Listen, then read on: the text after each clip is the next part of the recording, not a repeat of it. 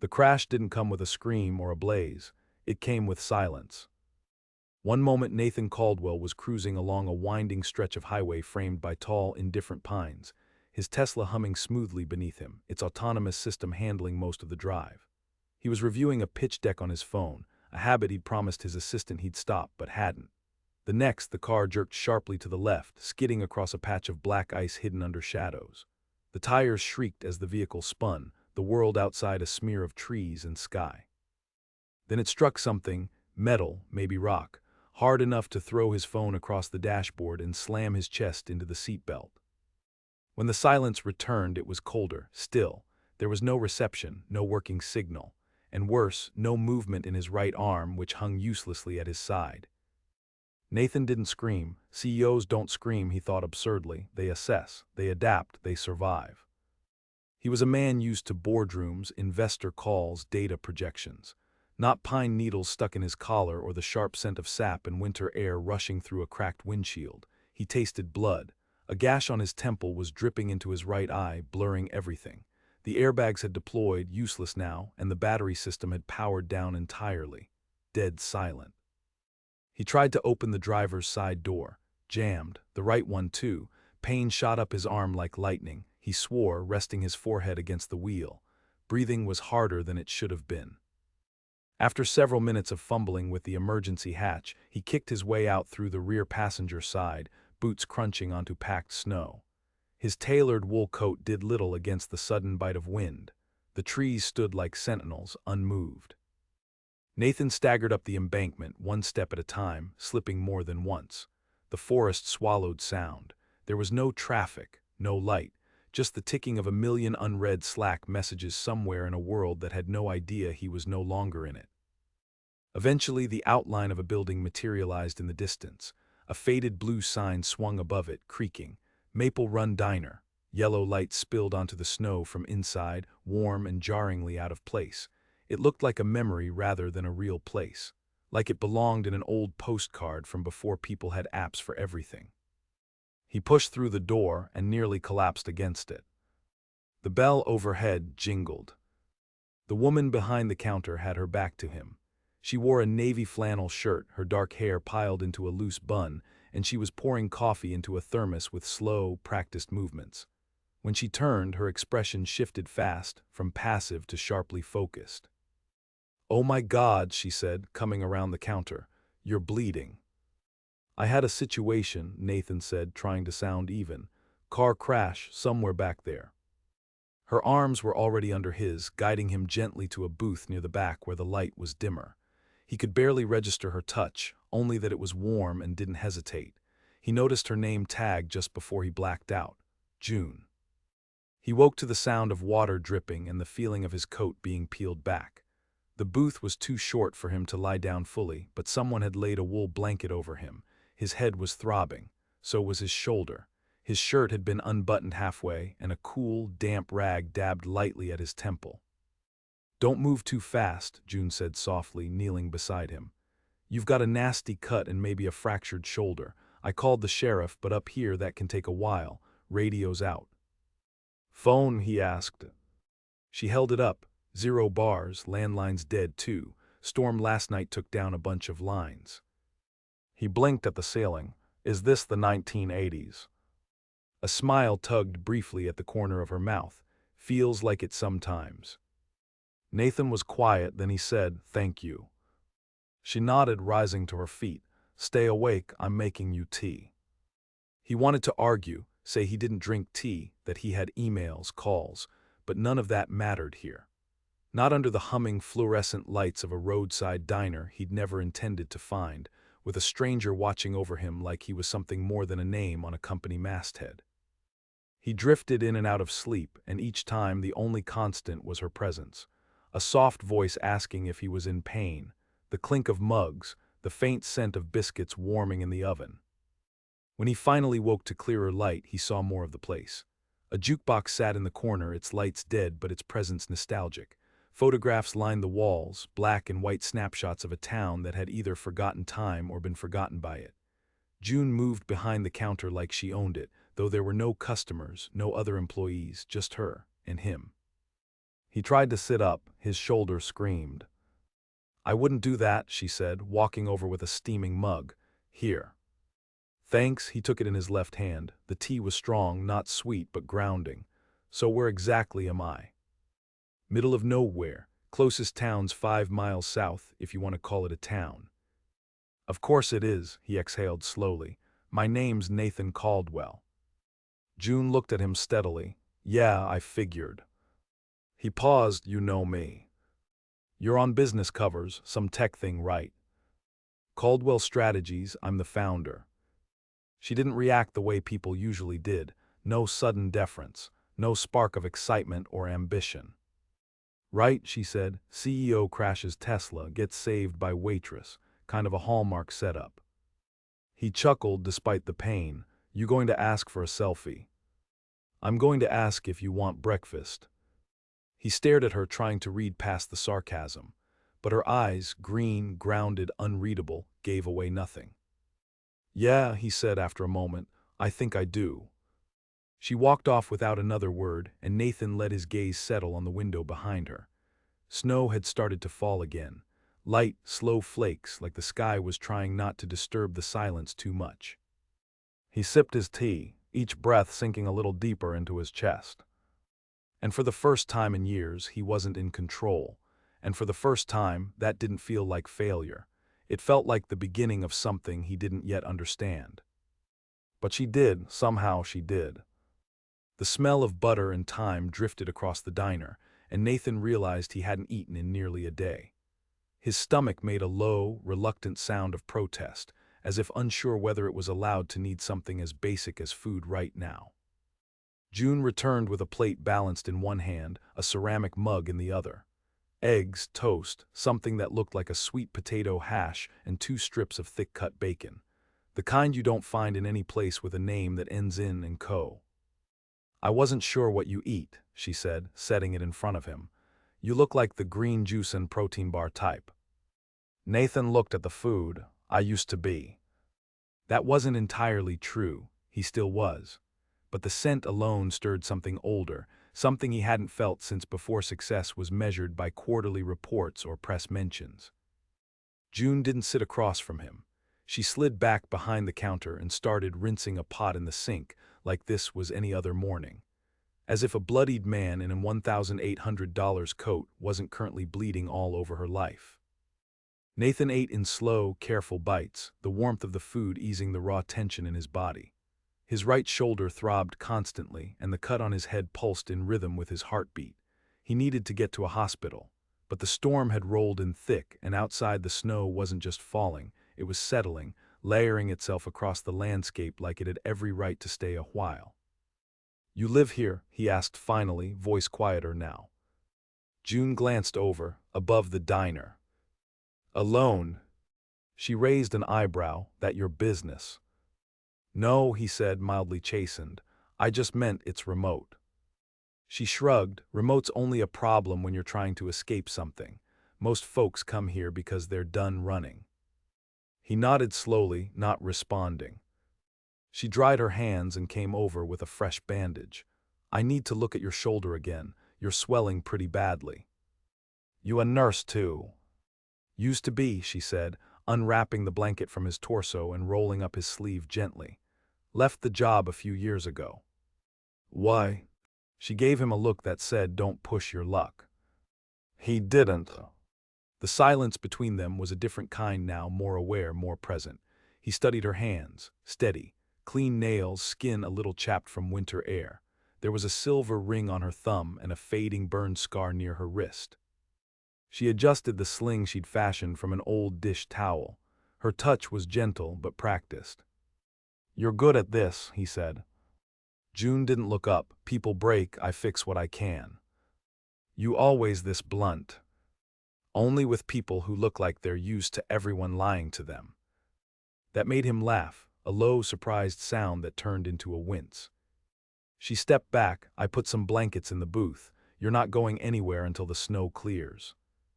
Nathan frowned. What about your place upstairs? I can get a ride when the roads are open, pay you back whatever you need. I'm not asking for anything. Her voice was level, but something in her expression softened. And you can't climb stairs right now, CEO or not. He looked toward the window again. Snow was piling at the corners. His Tesla was likely a husk by now, its sleek lines buried under a world that didn't care what kind of battery it had. "No one's going to find me here," he murmured. June leaned her hip against the booth. "Not right away." Nathan met her eyes. "That's not supposed to comfort me, is it?" "No," she said, "but it should slow you down." Something about her steadiness, it didn't challenge him, it contained him. Like she knew where he'd been without needing to ask, like she saw the fracture lines in him and didn't flinch. By afternoon, the snow had thickened into a steady sheet. Nathan sat propped in the booth, wrapped in a heavy flannel blanket with a hot compress on his shoulder.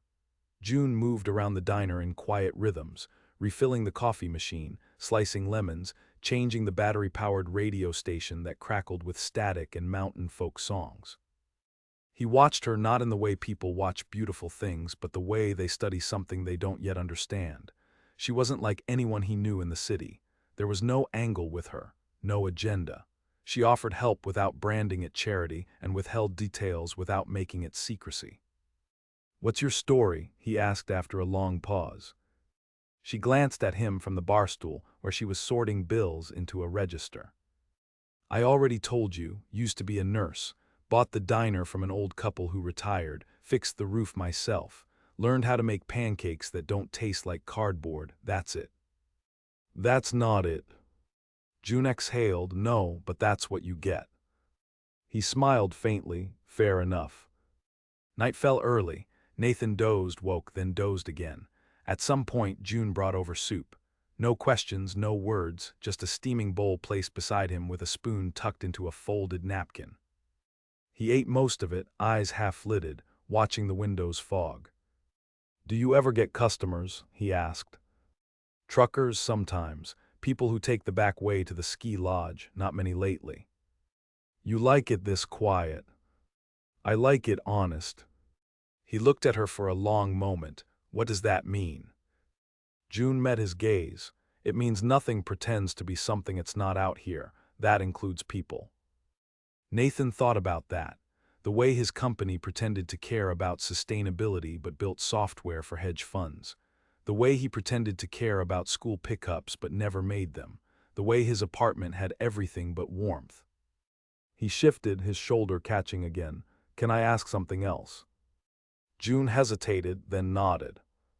"Why did you help me?" She looked genuinely surprised. "What was I supposed to do, let you freeze outside with a concussion?" "People walk by a lot of things." "I'm not people." And there it was again, that unwavering clarity. He could see why she might have been a nurse, why someone with her hands could stitch more than just wounds. Nathan lay back, his breath steady. "You know, this morning I was on my way to a board meeting, our biggest acquisition deal, $37 million. Did you close it?" He let out a tired laugh. "I think I hit a tree instead." She smiled faintly. Maybe the tree needed it more. Outside, the snow continued, relentless, unhurried, soft. Inside, Nathan Caldwell slept through the night for the first time in months. And June stayed up late, sweeping the floors of a diner that had never been just a building. It had been a pause, a lifeline, a place to start over for someone who'd once needed saving herself. Neither of them knew it yet, but the storm had done more than trap them in place. It had started the slow undoing of everything they thought they knew about where they belonged. The next morning began with a sound Nathan couldn't immediately place, quiet humming, off-key but comforting. He blinked awake beneath the wool blanket, the booth still stiff beneath him, the diner quiet except for the low warble of June's voice somewhere behind the counter. The snow had stopped. Through the large front windows, light spilled in pale and gold across the floor, but outside the world was still wrapped in white. The road was barely visible beneath the drifts. Pine branches hung low, bent beneath the weight. He tried to sit up straighter, breathing through the pain. His shoulder was stiffer than the day before, but the swelling seemed less brutal. He reached for the cup June had left him the night before. It was cold, but he drank it anyway. June stepped into view wearing a fleece hoodie, hair down this time, and a pair of thick wool socks that muffled her steps. She carried 2 plates and paused when she saw him awake. "You slept through my humming, that's a first." "It was better than my usual wake-up," Nathan said, voice rough, "which is usually a vibrating phone and 14 emails." June set one of the plates in front of him and slid into the opposite booth. "There's no phone here, but I can offer you scrambled eggs and pancakes with a personality disorder." Personality disorder. They either come out too confident or completely fall apart. There's no middle ground. He smiled despite himself and took a bite, sweet, fluffy, and warm. The syrup was real maple, the kind that stuck to your teeth a little. He hadn't tasted something like that in years. "This is good." "You say that like you're surprised." "I'm not sure I've had pancakes in a decade." June didn't comment, but he saw the flicker of something in her eyes. Not pity, just quiet observation. She was always noticing, never interrupting. The diner stayed empty through the morning. June flipped the open sign, though she didn't seem to expect anyone. Nathan stood for a while near the window, blanket over his shoulder, staring out at the car-shaped snowbank where his Tesla had once been. "They'll come looking soon," he said eventually. "Maybe." He looked at her. "You don't think so?" "Oh, I'm sure someone will notice when their golden goose doesn't show up for a conference call." He raised an eyebrow. "You always this skeptical?" "No," she said, then corrected herself. "Not always. Something tells me you've had your own version of a car crash." She didn't look at him. "We all hit something eventually." They let that hang there. Nathan didn't press.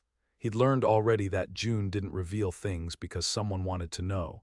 She revealed them when they became too quiet to ignore.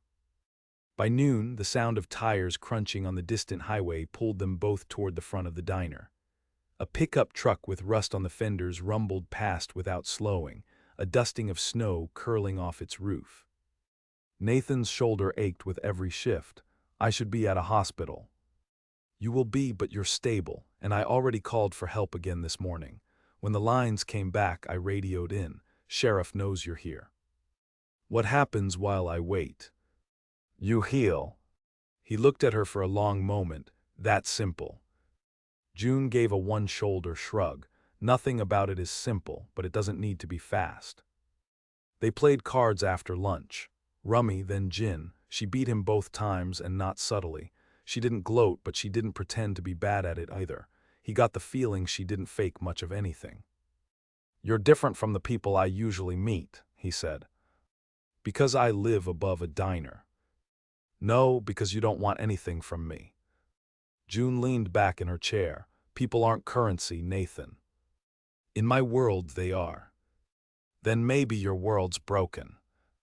That hit harder than he expected, because it was true, and hearing someone say it aloud made it undeniable. He shifted topics. "You said you used to be a nurse." "Yeah. What happened?" She paused, picking at the seam of her sleeve. "Patient died on my watch, not my fault, but it felt like it was. I couldn't go back in after that.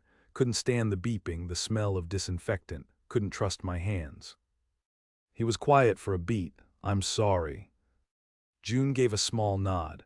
"So I moved out here, bought a place no one wanted, made it mine, let the quiet fix what the noise had broken." "And has it?" "Some days." Nathan watched her, realizing that maybe this wasn't her pause between lives. Maybe this was her life. As the sun dipped toward the trees, Nathan asked if he could go outside for a few minutes. June bundled him in a second scarf and walked him out onto the front steps, steadying his good arm as he descended. The snow was crisp underfoot, unbroken. A fox had left tracks along the edge of the woods.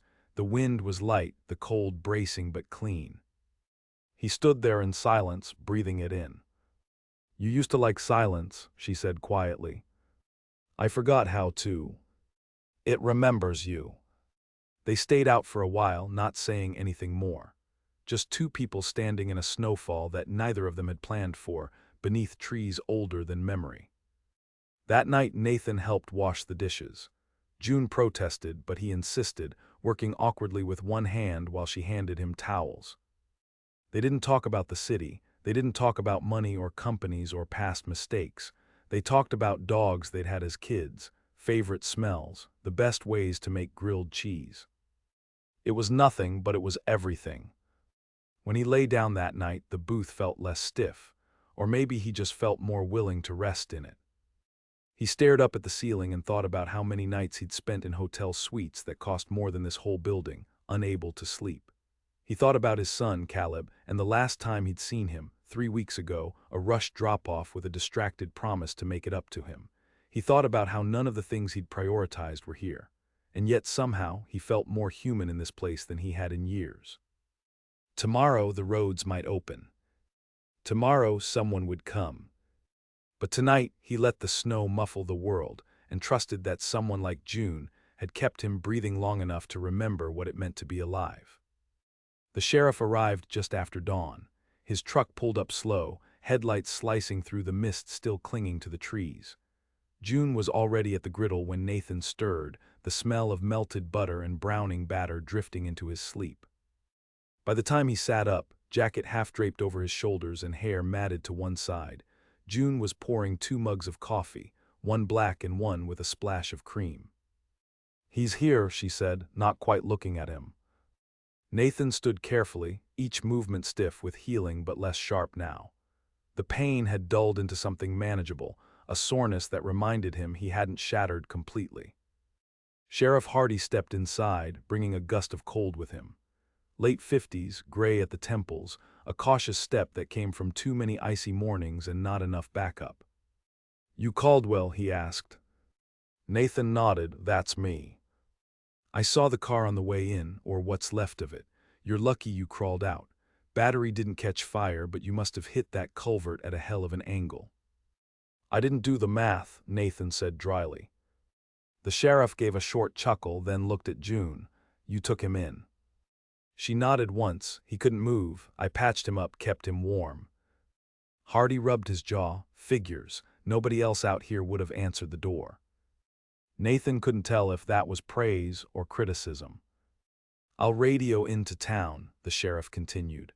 "Tow company's backed up, but we'll get the car moved. Medical center knows you're coming. You ready to go?" Nathan looked at June.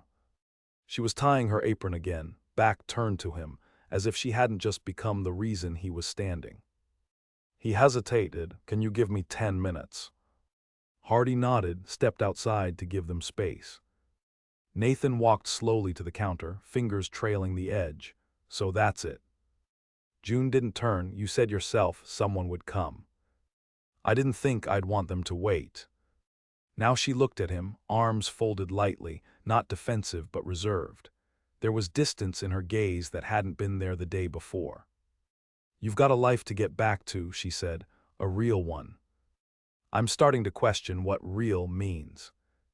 She studied him, not swayed by sentiment or performance, just looking, assessing. "You're good at disappearing," she said finally. "You've been doing it long before the crash." He opened his mouth to answer, then closed it. She walked to the far counter and returned with a small envelope. "I figured you'd want this." Inside were the receipts for his meals, a handwritten note detailing the first aid she'd given, and a phone number scrawled in block letters, no name. "I don't want you to pay me," she said, reading his reaction. "That's not what this is. It's just the kind of thing someone like you needs for the books." He stared down at it, and the number. "In case you forget where this place is." He slipped it into his coat pocket, the gesture smaller than it felt. "June." She met his eyes. "Thank you for keeping me alive. You made it harder than it had to be." A faint smile ghosted his lips. "I've been told." They stood there, surrounded by the hum of the old refrigerator and the ticking of the wall clock, as if the world had returned but couldn't quite intrude all the way. Nathan didn't reach for her hand. He didn't ask for anything more than what she was willing to give. Instead, he stepped outside, where Hardy waited with the door open. As the truck pulled away, Nathan turned in the seat and looked back. The diner grew smaller in the distance, the snow-blind world surrounding it until it looked less like a place he'd been and more like something he might have imagined. But he hadn't. He was quiet the whole ride into town. At the hospital, they reset his shoulder, cleaned the cut on his head properly, took scans that confirmed he'd narrowly avoided serious damage. Reporters tried to reach him. His assistant called 5 times. His ex-wife called once, panicked. Caleb had seen the crash on the news. When he finally spoke to his son, Nathan's voice cracked the second he heard his name. "I'm okay, bud," he whispered. "I'm okay." Caleb didn't say anything right away, just breathed into the phone like he was afraid to believe it. Nathan left the hospital that evening against doctor's orders and took a hotel room in town. Not a luxury one, not even mid-tier, just a room with plain walls and a heater that rattled at night. He sat with June's envelope open on the bed. He stared at the number for a long time. He didn't call it. Not yet. Instead, he rescheduled the board meeting he was supposed to lead. He called Caleb again. He canceled his New York trip and turned down a dinner with potential investors. He stayed in town 3 days longer than he needed to. Each morning he'd walk past a bookstore, a hardware shop, the old post office. The town was sleepy, the kind of place without angles. He wasn't used to it, but something inside him wasn't resisting it either. On the 4th morning, he rented a Jeep and drove back. The roads had been plowed, the snowbanks had shrunk, the pines looked less ominous in daylight. When he pulled up to the diner, it was open, not bustling, just alive. A man in an oil-stained cap sat by the window, sipping coffee. A teenage girl wiped down a table. The jukebox blinked weakly in the corner like it had been revived with whatever parts June could find. He stepped inside, the bell chimed. June looked up from behind the counter. This time she didn't flinch. Nathan walked to the booth he'd nearly died in and sat down. "You're back," she said, coming over. "I wasn't done." "With what?" "Figuring out why pancakes taste better when you're not running." She tilted her head, I think it's because they taste like something you made for someone, not for scale." She smiled, just enough that he noticed. June poured him coffee. No cream, no sugar, just the way she remembered. Nathan folded his hands around the mug. "I'd like to stay a while," he said. "And do what?" "I'm not sure yet, but I know what I don't want anymore." She watched him, her face unreadable but softening. "This isn't a rehab center for the emotionally bankrupt." "I'm not asking you to fix me," he said. "Just maybe let me remember how to do some things right." June nodded slowly. "You want pancakes. I want to learn how to make them." That made her laugh, a sound not quite delicate, not polished, real. "I'll make a deal with you," she said. "You wash dishes, I'll teach you pancakes. No shortcuts, no automations. No AI. Not unless it can handle batter." Nathan smiled, "Deal." And as she walked back into the kitchen, her ponytail swinging gently, he leaned back in the booth that had held him at his lowest and let the smell of warmth and flour fill his lungs. Outside, the snow began to melt. Not all at once, but enough. The days slipped past with the quiet momentum of something healing. Not in grand gestures or dramatic declarations, but in the slow accumulation of small, ordinary moments. Nathan started showing up every morning just before sunrise, even before June flipped the sign. The first few times, she raised an eyebrow but didn't comment. By the end of the week, she just left the back door unlocked. He traded his dress shoes for a pair of work boots from the consignment store and started washing dishes in earnest. One-handed at first, his shoulder still mending, but with more determination than grace. June teased him the first time he dropped a mug. "You negotiate global deals and can't hold a plate steady." "I'm a man of specialized skills," he deadpanned, rinsing suds from his forearms. In between batches of hash browns and wiping down counters, she taught him how to make pancakes from scratch. Not from a box, not by instinct, but by feel. How the batter should fold on the spoon, how to wait for the tiny bubbles before flipping, how to listen for the change in sizzle when the edges crisped just right. He burned the first 3. The 4th came out golden, slightly uneven but real. His grin was boyish, proud. June nodded, "Better than mine on my first day here." He looked at her. "Who taught you?" She smiled, softer this time. The man who used to own the place. He said if you can make someone pancakes, you can feed more than just their stomach.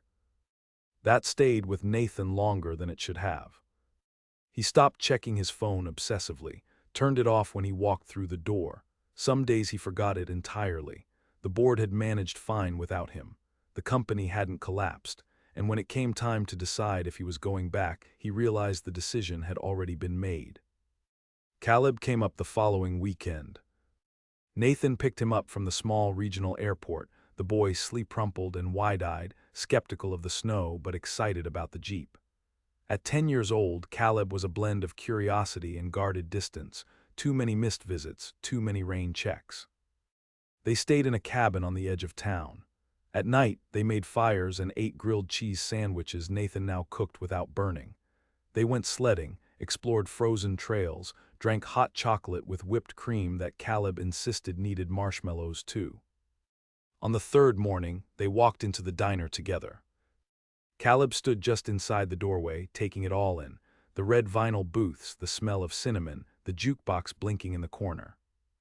"This is where you crashed?" he asked, frowning. Nathan crouched beside him. "No, this is where I woke up." June came from the kitchen, wiping her hands on a towel. She didn't rush over, didn't make it a big moment. Just smiled and said, "You must be Caleb." The boy nodded, eyes narrowed. "You're the one who fixed my dad." June glanced at Nathan. He did most of that himself. Caleb considered this, then muttered, "He doesn't know how to fix stuff." "Does now," Nathan said. They ate together in the corner booth, Nathan, June, and Caleb sliding pancakes onto each other's plates. June added blueberries without asking. Caleb didn't complain. Afterward, Nathan helped Caleb build a snow fort outside the diner while June cleaned up. The sun was out, the air bright but not biting, and for a long while there was nothing but the sound of shoveling and quiet laughter. Later, as dusk fell and Caleb watched a movie on Nathan's laptop back at the cabin, Nathan stood on the porch, hands in his pockets, staring up at the line of trees that had once swallowed his car and nearly his life. June's truck pulled up just after 7. She stepped out, no preamble, and handed him a paper bag. "Extra pancakes," she said, "for breakfast tomorrow." He took it, their fingers brushing briefly. Neither pulled away quickly. "You didn't have to." "I wanted to."